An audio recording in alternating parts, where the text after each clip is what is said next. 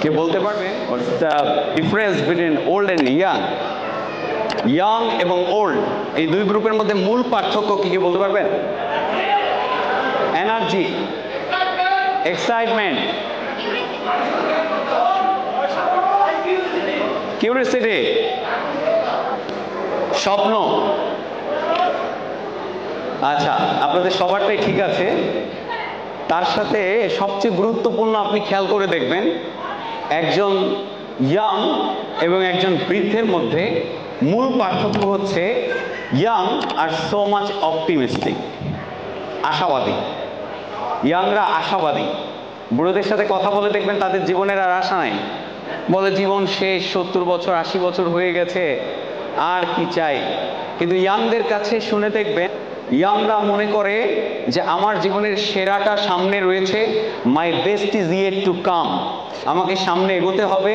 আর বুড়োরা মনে করে যে আমার জীবন তো শেষ, আমি শেষ পর্যায়ে চলে আসছি, আমার আর পাওয়ার কিছু নেই।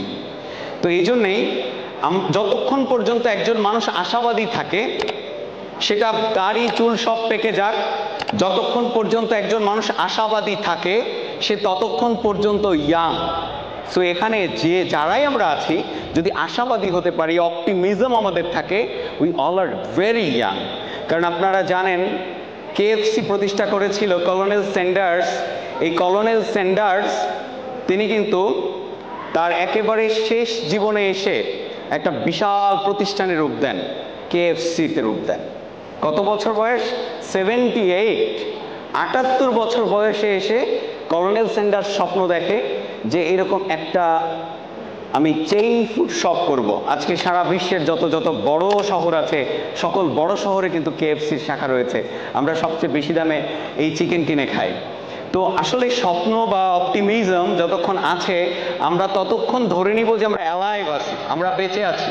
আর এটা যখন চলে যাবে, we are not alive at all.